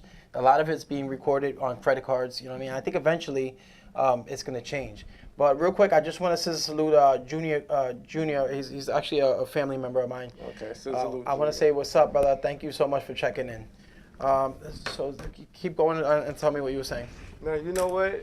Here's the thing where individuals use these apps. These apps are amazing, but you do know if you don't report to the government, don't say I didn't tell you in 2018 that the government will be knocking on your door in some years to come. Because y'all do realize you cannot say, oh, I'm working off the book, but have your haircuts prices being tracked on these booking apps. So what you think, social media, that the government don't have access to social media? So you think the government don't have access to cell phones? So by you not tracking your by you not claiming your haircuts, it's only gonna leave a red flag. Because let's say 3 years from now, you done made over $300,000 from haircuts on the booking app. The government come and say, when's the last time you paid taxes? Like, oh, I don't make enough. Well, how much you make? Oh, you make 30,000 like the last, about 80. Well, I made 90,000 the last 3 years. Really? That's not what it said on this booking app. Yeah, I think paying taxes is definitely important, guys. I mean, I made a big mistake when I was a little younger. I used to work for a marketing promotion company, and for 2 years I never paid taxes. I was ignorant in the sense that I wasn't educated and nobody told me. When I did get the bill from the IRS, I didn't know. I said, "What the hell do I need to pay this for?" Didn't understand. Kind of pushed it away for a while. Didn't even bother doing anything with it for like another 2 years. And I just watched the interest accrue over the course of the 2 years. So I went from owing $5,000 to almost $8,000. And it's crazy. I mean, I think that's something very important that what Dante says. Taxes is something you have to be very careful with. You know, I mean, you don't want to run into tax trouble. Keep your receipts. You won't run into trouble. Right, So remember, right. as self-employed individuals, keep your receipts. Reason is because if you self-employed, you said you boofing. Mm-hmm. Everything's mostly everything containing to your business. Right. It's a write-off. The trips that you go from different shows is a write-off. Right. You traveling from here to ScissorSalute or to the shop. Hello. I think we got somebody. How do we pick this call up? You're on the ScissorSalute show. Peace. Welcome. ScissorSalute. This is Clay Scopes from out of Brooklyn, New York. Flatbush. ScissorSalute. Clay, what's going on, good brother? How y'all doing, ScissorSalute? What up, D? What's going What on? up, family? How y'all doing, man? Hey, how you doing, Doing ScissorSalute? good. What brings you onto the show today? Hey, man, I love that show, man. Y'all amazing up there. I'm a barber as well, fitness instructor. I just had to call up there and I had to just show y'all some love. And also, I was trying to answer the question earlier, something I bumped into the other day when I was at the Barney Brothers show. And the guy had an old pair of clippers, and I had to do the knowledge on the clippers. I think it was supposed to be like 100 years, something like that. Okay. The brother that made it, his name was Leo Wall. Okay. Oh. Yeah. So I think that was one of the questions. Yeah. What's up, Sister Blade Blush? I don't want to forget a lot of people. Do y'all remember me at least? Hello? Yeah, we hear you. It's a little hard to hear you, man. I definitely know that Sephiroth recognizes who you are. I'm sure I've probably seen you. We got a question for you. We have a question Clay Scopes. That's my man Clay. What up, boy? What's up, brother? How y'all doing, man? How's everything, man? Everything's blessed, man. Just up here training these people. I see you was doing They call up here. the cuts for homeless not too long ago. How was that? Oh, that's beautiful, man. We do that every 2 weeks. We're about to be in some colleges, talking to the youth about a lot of different things. I got a lot of back to school projects coming up. I've been needing a lot of help from a lot of different barbers. I always put it up on my page. Yeah. To reach out to the people so they can get back. You know, everything in a take situation. You know, everybody can always talk about how much they charge for their haircuts, but you got to get back to these kids, man, to inspire them to be barbers and always remember that, you know, somebody gave back. You know, it start with us first. You know, I got 6 kids. Damn. And, you know, they are so blessed by the same mother. So we got different same mother. How many kids? They are so kids? blessed, and, you know, that they come here. That they dad come here. Hold on, how many kids again, Because Clay? a lot of kids in the community, they can't get their haircut like that. So I'll just be asking brothers to come on out. And it ain't about me. I'm not a cloud chaser. If anybody know me, I do it for the love, but I don't do it for the return of this is what I do, this, that, and the third. Anybody can call me and say, yo, Clay, I need help over here, and I will extend my hand. And I just wish brothers could do the same, but I realize that everybody not on that same time, so, you know, I just not stay away, but I just be humble and just keep doing what I do. Yes, sir. Yeah, man, listen, continue to inspire. Sorry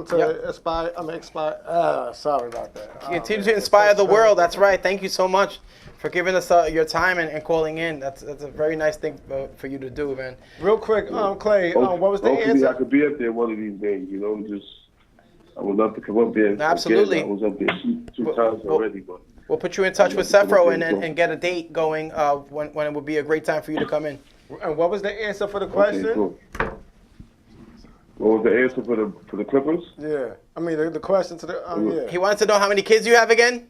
I got 6. 5 boys and 1 girl. God bless, man. Props. God bless. God bless. And before you go, we have we want to ask you a question. This is 2 tickets to the Concrete Jungle, September 23rd. Dante, you ready? Yes. What year was the lineup created? The lineup? Yes. The group? Yes. I start seeing the brothers probably like around, wow.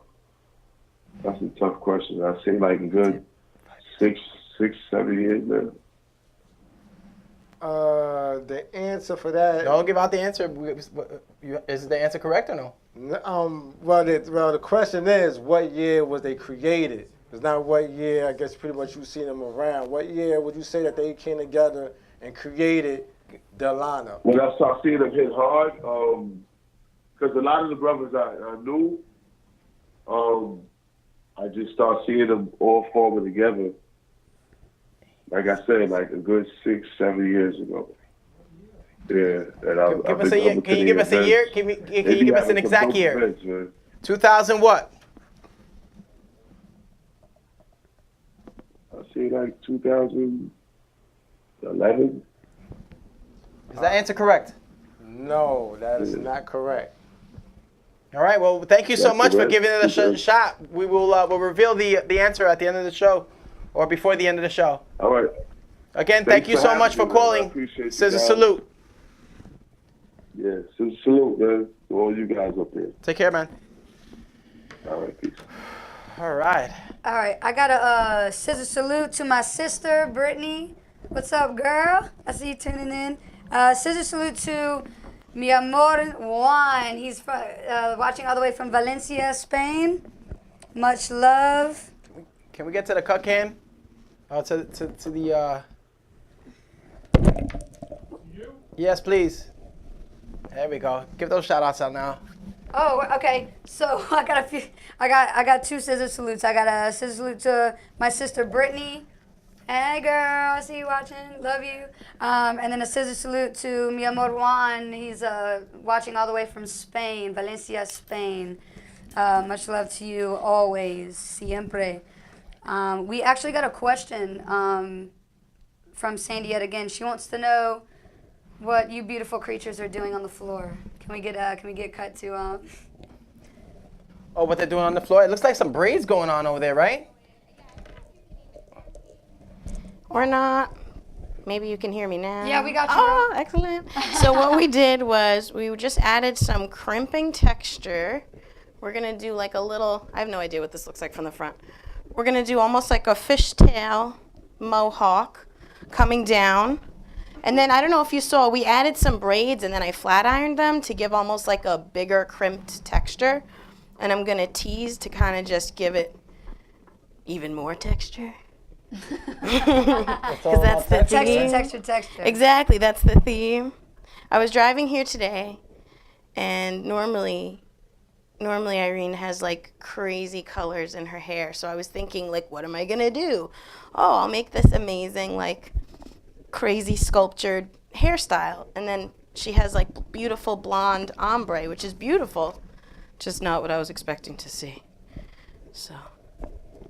All right. So are you? So you're there? Is there braiding going on there? There is. There's a fishtail braid. Okay. And you're gonna use that to anchor everything into? What's the reason for putting that in? Just it's the aesthetic. It is the detail of the style. Okay. There's a mohawk coming down with the fishtail. Oh, I don't know if you could see it. Maybe you can't see it. Okay. So that's pretty. I mean, that's not putting a lot of tension on Irene's hair, is it? What? The mohawk. I mean the braid. No, not at all. Not at all. So you have it very loosely, kind of like set yeah, in it's there. a very loose braid. It's great for like bridal if you want to like weave in flowers, anything like that. It does make everything like super soft. I don't know. You don't have to look at this crazy poof yet, but you can see like easily if like somebody comes in with a hair piece and you don't know. I don't even know if you guys can see on the camera. It's like kind of far away, but if somebody does come in and they have like flowers on a string or any type of floral embellishment in the hair that they want to incorporate into their bridal party or whatever, which is huge right now. That bohemian thing is like gigantic, so everyone has flowers in their hair. It's really easy to weave it in and out through this type of a loose braid. With the teasing, you see that I'm able to kind of just automatically have a ponytail, even though Irene's hair technically is a little bit on the finer side. You'd think like you'd need extension to do like a big full poofy ponytail, but you really don't. If you have the right texture built in up front, it really is not something that you need to go crazy with as far as adding an extension or something like that. I try to think of the style like structurally as I'm going. So it's almost like a free. It would be considered a type of freestyle kind of. This is more of a freestyle updo. This particular, I mean, they all kind of are, yeah. So it's really you can kind of throw in your own creativity as you go. Yeah, absolutely. But the foundation, there always has to be a foundation to it. Yeah, most definitely. Like what I try to do is I try to look at the person from the front and say like, you know, how do you normally wear your hair? And then I try to incorporate aspects of their typical style. So like if they're like Irene has like this part she always wears, so I left it and I pulled some bangs out. Now I'm just trying to shape this fishtail in the front. But when you say freestyle, I mean, to me, this whole upstyling, every time, like I do a lot of bridal parties, so every time you see someone, it's usually some type of a freestyle because they've never had their hair styled in that way before. So it's not like you had a trial with them or anything like that. It's not like they have their hair formally styled every single day, so they don't know what they want. You know, it's really just a matter of coming up with things on the fly all the time. So for me, a huge aspect of it is the conversation. You know, the conversation that you're having with the person in the chair, you know, prior to starting. You know, do they like a lot of volume on top? Right. Do they like it crazy? Like I told Irene today, I'm like, I'm probably going to do something like weird or crazy. You know what I mean? So you want to just have a conversation and make sure that everybody's aware of what's going on. I like fishtails because you can make them into something else if you need, or shape them and kind of use it to your benefit.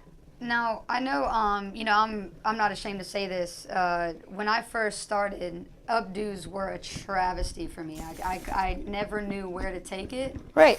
Or how to build it. So what advice would you give somebody for someone who just seems like they just can't seem to grasp where they even want to start with it? Like, to me, it's like about not being afraid. Like, go back to the conversation because the client will give you the guidelines that you need. They're going to say, oh, I hate my hair slicked back, or oh, I hate my hair when it's not covering my ears. They're going to say things to you that are indicating kind of like a little map of where to go.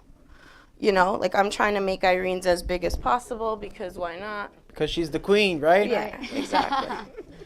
Exactly. So, and then from there, it's like tease. You saw me tease her ponytail crazy, but now when you bring it back, it's just full. You know what I mean? There is texture. Oh, you can't see it in the camera, but you know what I'm saying.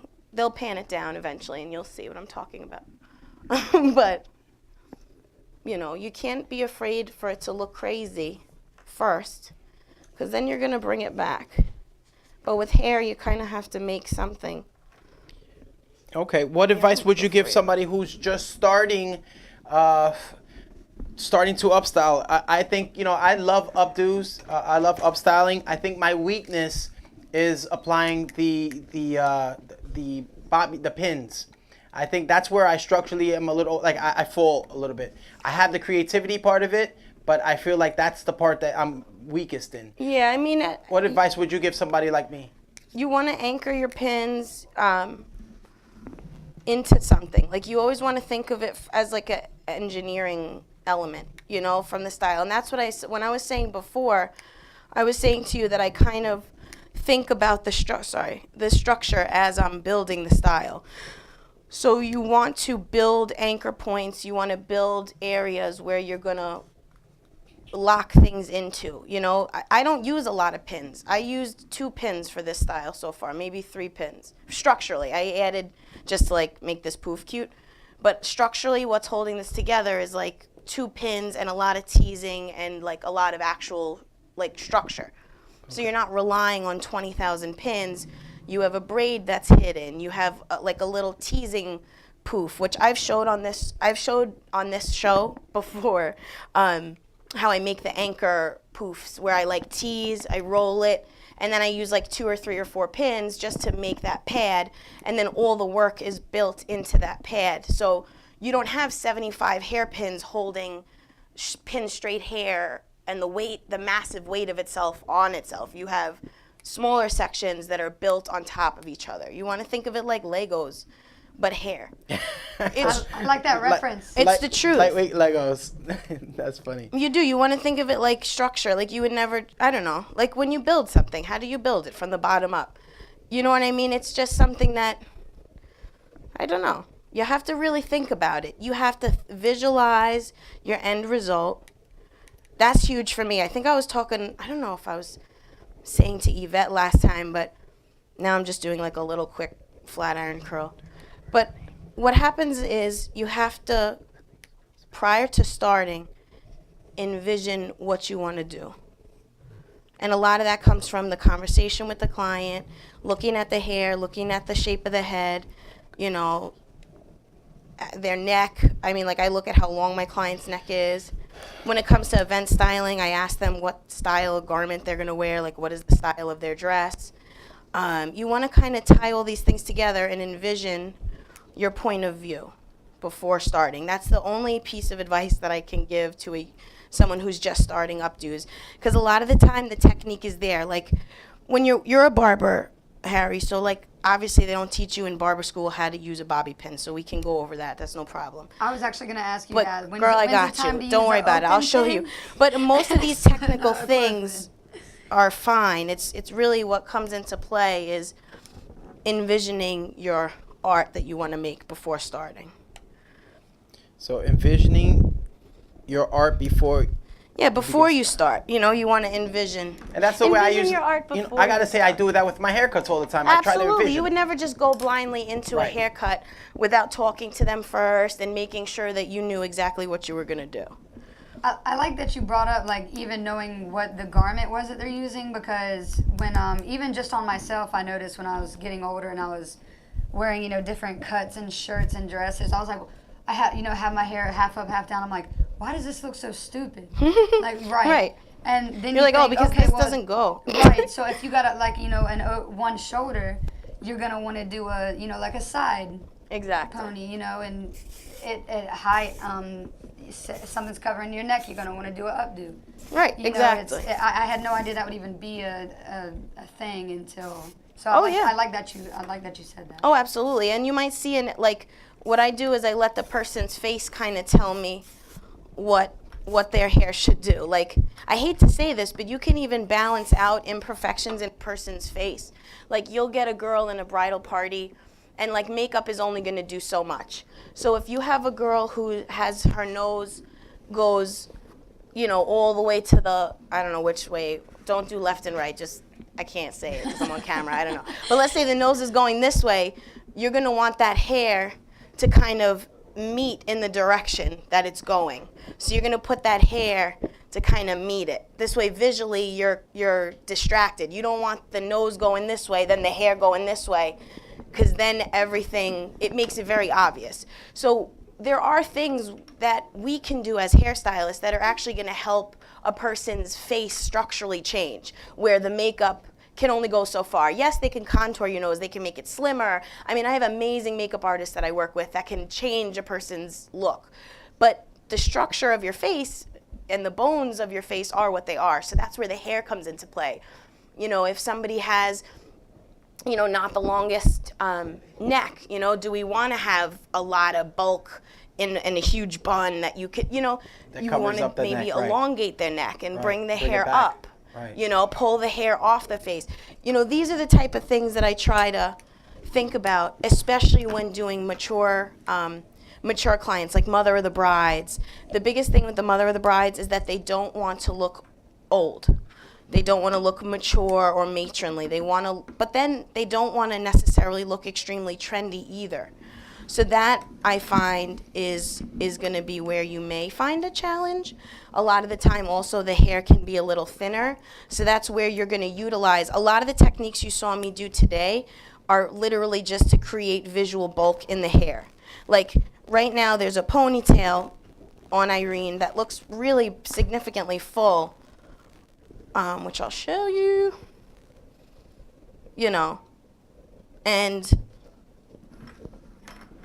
we took a lot of her hair from the ponytail to make the braid, and to pull this hair slick on the side. So a lot of the times you'd end up with a ponytail that looks like very small or not enough hair. So for me, it's all in the prep work. Like you could have done something similar. I mean, I just threw this together, but you can do something similar in technique, but end up with like a tiny limp braid, like a tiny little limp noodle ponytail. To me, it's all in the prep work that you do before. So when you go in with your crimping, it doesn't have to take a long time. When you go in, you didn't see on the camera, but before I started, I just went through quick and I used L'Oreal Next Day Hair, which is one of my favorite things for adding texture. It almost acts like a dry shampoo, but it doesn't make the hair matte. It just adds that little bit of grip. So, there's a ton of things that you can do to make fine hair full. That's what you're going to find people ask for a ton in upstyling. They're always going to want to know, how can I make, my fine hair fuller? So now this whole thing that I did here was a mohawk section, if you tilt your head just back. So I literally just sectioned out with a zigzag on both parts, and I did a fishtail, kind of like a French braid. I just took pieces from both sides and brought it to the center. And then when I got to about the back of the crown, I stopped doing it like a French braid. I just continued the fishtail down, and I anchored it into the base of her ponytail. So it gives a cool, different kind of style. And that's what I think it's fun. Are you using sexy hair? Is that one of your I am. favorites? It's not. Yeah, I'm not like abdicating this product. I happen to have this left over. This is not my favorite product. Okay, what is your favorite L'Oreal product? Next Day Hair is great. Techni-Art is awesome. Anything by L'Oreal is great. Hold on, let's see. Yeah, so this is it. This is our style for Irene. All right, we got to. I guess when you're done, I'd like to take the cape off her and showcase. We'll have her stand and you can really showcase. Yeah, by all means. I'm just gonna do a tiny bit of finishing. Do you guys have any questions about anything that I did, or? Well, anybody tuning in live right now, you can ask questions. In the meantime, I'd like to salute Sandy. Sandy, unfortunately, you're wrong. The lineup was not created in 2018. But thank you. We have Zach. Zach's been giving us a lot of love here. I believe he's been on the show. I've seen him a couple times. Zach, thank you so much. He says he loves the style. Oh, thank you, Zach. All right. And then we have Lourdes. Is that Lourdes? Lourdes Golden? Oh, no, never mind. All right, we just want to say this is a salute to you. And then we have a question for you. Did you crimp? Did you crimp that, or is that a simple flat iron? Okay, so I did two things. For the top section, I just crimped all over just because I needed just a tiny bit of texture. But for the ponytail, I actually wanted like a bigger crimp. And so I took a bunch of small braids and I flat ironed them so that it added like a zigzaggy big thick crimp for here, for this area. Because I don't know if you see, but like there's a lot of bulk here. Her hair would never necessarily achieve that fullness. So that thick crimp with the braid kind of gave it. So that once I teased, once you tease, you no longer see the texture because it kind of camouflages. Right. But it does give a lot of that volume. There are products that do this now. They're like, you'll see them a lot on Instagram and Facebook, like with the girls that are doing the videos. They'll kind of like, they do tease a little, they do crimp a little, and then they'll put in that powder and shake it, which is awesome. Those texturizing and volumizing powders, they're awesome, but sometimes the clients don't always love how they feel in the hair. That's the only thing I can say about that. So in lieu of that, I've decided that I try to opt for technique over product anytime I can.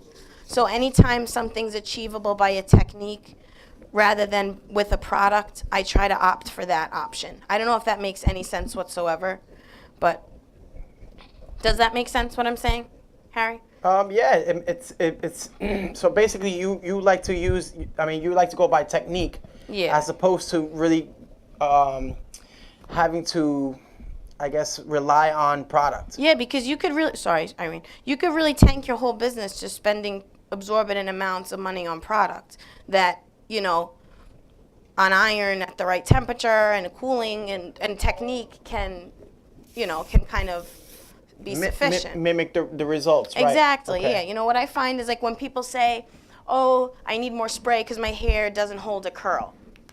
It's not that your hair doesn't hold a curl, it's just that your hair wasn't set and cooled enough necessarily, This is kind of fun. The cooling. I didn't really see, I haven't really looked in the... Yeah, the cooling is definitely always important, Yeah, even you with need to which is cool blow drying it. hair. You need to cool it, Yes. or else the shape will not stay, It's just a great way to lock Exactly. in. You gotta Lock the hair lock in. it. You gotta lock it in. So, yeah, this is my fun fishtail mohawk. This is what I thought of driving on the way here. I love a good faux hawk. Thank you. They're Thank one you. of- I thought you. When I saw you, I was like, this girl, she gonna like what I did. Yeah, no, I mean, they're one of my favorite styles, I have to say. Right? Oh, actually, I want to talk to you, being that you said that, I want Okay. to talk to you about how I got the sides so slick. Okay. And you saw me tease it first. So what I did was I took very thin sections and I teased all the way to the root, just one or two. But you have to do the same amount each section. So you take your section, you do two, you take your next section, you do two. You want to make sure you're counting your teasing, believe it or not, and get it really tight to the base. This way, you're building structure, right? Thank you, Dante. So what I also did, so after I built my base here, I then went in the back here and I did two solid teasing pieces here, because when I take my hair from the side and I pull it tight, I comb. I will show you. You do comb and you do spray. I spray myself. And then that's how you know it's working. And then you're able to pin right into the teasing that you made. So it's slick as all So get we wrap out, it up but now, or? I'll be cursing if you guys let me. I'll be like, it's slicking. But anyway, it's slick, very, very tight. But meanwhile, it's actually, there's teasing in there and all kinds of stuff. So teasing doesn't have to end up huge. I feel like another reason why some people have a hard time with updos is because they're afraid, I started to say before, they're afraid of the result before you're done. Because it's scary. The thing that I was making at first, Rue looked at me, he's like, what? I'm like, bro, just hold on. Just wait. Because it's going to look cool when you're done. You just have to trust the process that it's going to be that it's going to be something. Yeah. How many updos do you, let's say you do a week? Oh, a lot. I do as many as weddings I have. In June, I had an awesome June. I had 9 weddings in June. So I can 9 do weddings. 5 at a clip, so...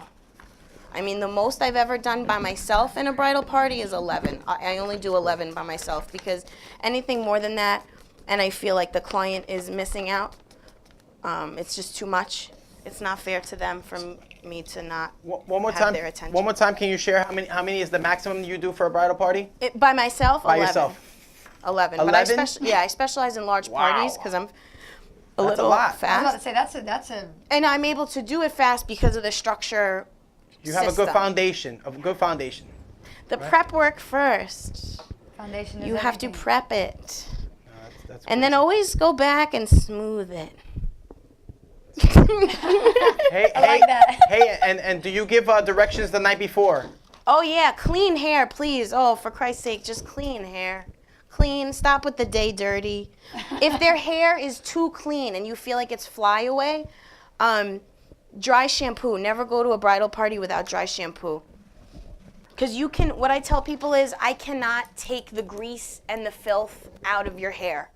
I can't. There's not a thing, unless I wash your hair and start over. Right, but you can have texture. You get it. Right, you can add some of that spray texture. Exactly, to really make it a little exactly. dirty. Because if your hair is greasy, the curl will never hold. You can't tell people their hair is greasy. All right, so real quick, we're gonna. I don't know if you guys are gonna bring it back here. Are you bringing it back to the studio? Okay, so, all right. Cut to the video. All right, so guys, we're gonna be up on the stage in just a few moments. This is a salute. ScissorSalute our way out. Is this? Barber stylist Mr. B here. Let's talk about something that may be a concern in our future. Just recently, if you Google worldwide flooring manufacturer is fined $36 million by the U.S. government. Unfortunately, they didn't adhere to the FDA regulations about chemicals, what's allowed in flooring and stuff like that. Now, if the flooring guys are bringing in stuff that's not safe because they're saving a few bucks, let's talk about the Chinese importers that are buying furniture and making it over there. How do we know the vapors that are coming out of this drawer? How do we know the composite here? They're concerned about formaldehyde, they're concerned about chemicals, they're concerned about things. But let's be realistic. If this major flooring company tried to hoodwink America, how do we know the Three Stooges in overseas in China aren't doing the same thing? Maybe somebody in the government's got to start helping us, helping you, helping us live longer, breathe better, and make it happen. Give me a call, Mr. B, if you have any feedback. Sorry. I'm on drums, right? Salute to everyone. Done. Thank y'all for tuning in tonight. It was a wonderful show with the amazing Harry Houdini. His amazing. Are you his apprentice or? She is my associate. I've been mentoring her. My associate. I don't want to call her my assistant. She's my associate, and hopefully soon to be my partner. We'll see how that works. But one thing I do want to say is that it is her birthday. So I want to wish her a happy birthday. Happy birthday. Happy birthday, Salute. That is really, really cool. And I just had a pleasure being here, honestly. And if you want to close, We have these guys. Salute to Rue Blaze for coming by, all the way from New Brunswick, New Jersey. We have Samantha, all the way from Long Island. Not far from here. And we have our lovely model, Yes. Irene. Isn't she lovely? Thank you so much for checking out the show. Once again, don't forget to tune in for next week. Yes, next week. And also, Clay, if you're watching, you did win. Sorry, it was an honest mistake. Oh my goodness, he did win. Yes, he did win. He did win. Yeah, he won because he mentioned the oldest clipper company, which was Wall. So he mentioned at the beginning. So it says salute to Clay. Salute, guys. And also to everybody, please, if you have not signed the petition, because the petition only gives us strength with the numbers when we go to these corporations to let them know that the beauty industry do want structure, Yes, we do. Security, that we do want, we want to have something for tomorrow. We want to know that we could do our magic doing here and not worrying about retirement, not worrying about if I get hurt, I could pay the bills. Not worrying about, God forbid, something happened to me, that my family could still maintain this life that we created. This lifestyle that y'all created. I should say we. Sorry, I'm not part of your family, but I will be part of your family because I want to help you. I want to help you. Yeah. I want to help you, and also along with my, I'm not gonna say co-host, but I'm gonna say spokesperson. She's the official spokesperson for Barber Beauty Association, Samantha. So she will be going out to your local shops or even going cross country. If you don't see me, you will see her. This is a team effort. Like I said, it's not just me. We have Queen. She's a board member. We have Sefro, who's also part of the team. You trying to join the team? Oh my God. But it's just like what we are doing. We are bringing change. We're bringing structure. We're bringing respect to the beauty industry. Pride. We bringing. It's okay that you can say, I am a barber. I'm a licensed barber. I am a licensed cosmetologist. I am a licensed tech. It's okay, because you know why? We respect you. You know why we respect you? Because we are you. We understand what you go through day in, day out. The struggles of trying to pay rent, booth rent, trying to pay your insurance, car note. You can do it. You just got a budget, and we're going to show you how to budget. We're going to show you how to be financial, educated when it comes to not just talking to your clients, but to talking to people in general. Let people stop thinking that y'all just dumb barbers or hairstylists. I'm sorry, but that's what people look at you as. Yeah, they say you're just a hairstylist. If I hear that one more time. But you gotta let them know. You gotta let them know that I'm professional. I respect myself, and I respect my craft, and I respect my family. So with that being said, salute everybody. Good night and thank you.